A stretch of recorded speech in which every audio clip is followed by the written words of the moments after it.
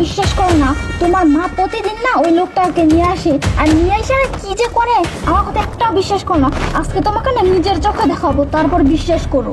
শোনো শান্তা, যদি আজকে তোমার কথা মিথ্যা হয় না, তোমার কিন্তু খবর আছে। আজকে তুমি আমাকে অফিসে যাইতে দাও নাই, কি যে করবো তোমার যদি প্রমাণ দিতে না পারো আজকে দেখো। তুমি শুধুমাত্র চুপ করে তাকায় থাকো, যে ফুটা আছে না, ফুটা দিয়ে তাকায় দেখো তোমার মা কি করে।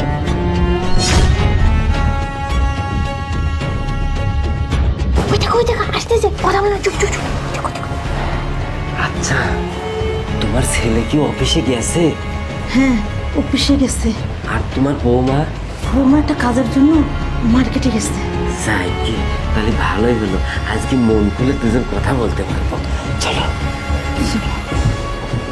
যাই, আজকে তাহলে বাসায় কেউ নাই, আজকে আমরা দুজন মন খুলে কথা বলবো, তাই না? যা শোনো, ছেলেরা থাকলে তো আমাদের কথা বলাই যায় না, আর এই চুরি করে আর কতদিন আসবো বলো না?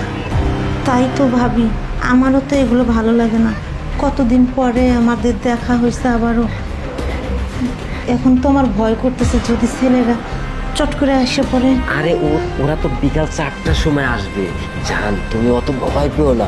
আর এভাবে শোনো, এভাবে দেখা না করা গেলে তো সরাসরি তো আসাও যাচ্ছে না, এভাবেই আমাদের দেখা করতে হবে। জান তুমি যদি কষ্ট পাও তাহলে আমি কিন্তু এভাবে আসবো না।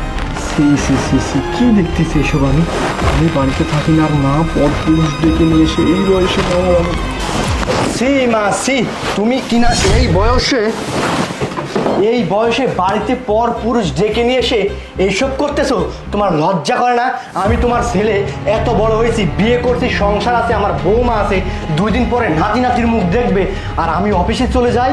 এই ফাঁকা সুযোগে তুমি একটা বৃদ্ধ মানুষকে ডেকে নিয়ে এসে আমার বেডরুমের মধ্যে, সেই আমার ঘেন্না হচ্ছে এসব দেখতে। শান্তা, দেখছো, তুমি তো আমার কথা বিশ্বাস করো না, তুমি তোমার মাকে এখন মহান মনে করো। দেখো এসব কি করতেছে, নষ্টি ফষ্টি শুরু করছে বাড়িতে। এই চুপ করেন আপনি। তোমাকে আমার মা বলতে ঘেন্না হচ্ছে যে তুমি আমার জন্মদাত্রী মা। ছি, আমি ছেলে হয়ে শেষ পর্যন্ত তোমার এইসব দেখতেছি। আমার এর থেকে মরে যাওয়া অনেক ভালো ছিল। কেন এইসবই যখন করবে, আমাকে তুমি ছোটবেলায় লবণ খাইয়ে ঘরের মধ্যে মেরে ফেলতে পারলে না?